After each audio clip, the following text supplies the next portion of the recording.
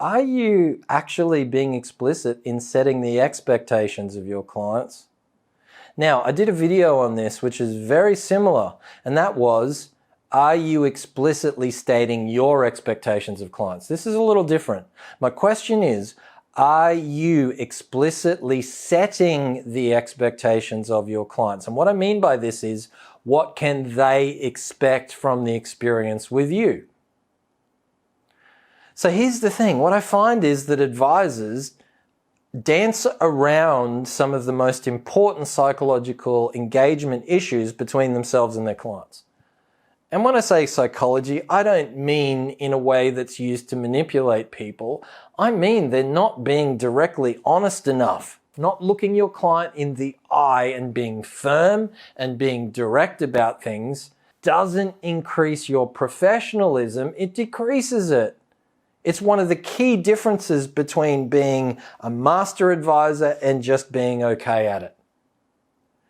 And the thing about expectations is that if they're not filled, if they're not explicitly filled, then we fill them subconsciously.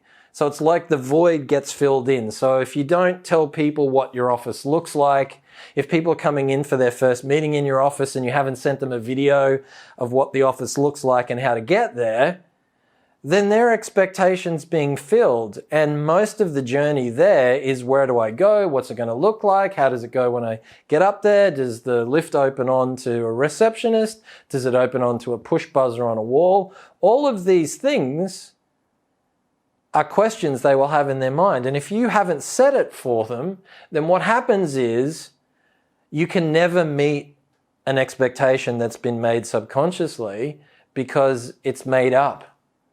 And so the office will never look exactly what it looked like in their imagination.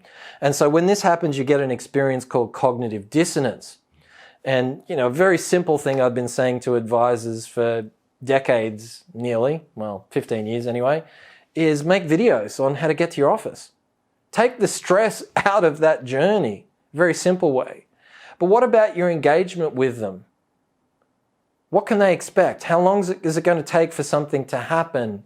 If you're setting up a self-managed fund, if they're doing something else, the list is endless. What's the relationship going to feel like? What's the period of psychology they're going to go through? People have buyer's remorse after they engage with an advisor. They question what they've done. Often the best way that you can remove fear is to just shine a light on it.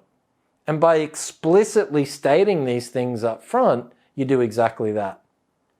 How can you better shape the expectations of your clients? How can you be better at setting a scene for them and painting a picture about what the experience is going to be like? And the more you do, the smoother the sailing will be. The more you do, the more comfortable the engagement and the more that they are likely to refer. Now, this is not one of those cases where I say, do as I do. Because in my case, I really push with my clients. And so a lot of the time, I need to move them outside of their comfort zones. And I can only work with them if they're prepared to be outside of their comfort zones. So I'm kind of a bit scarce a lot of times in the expectations for them.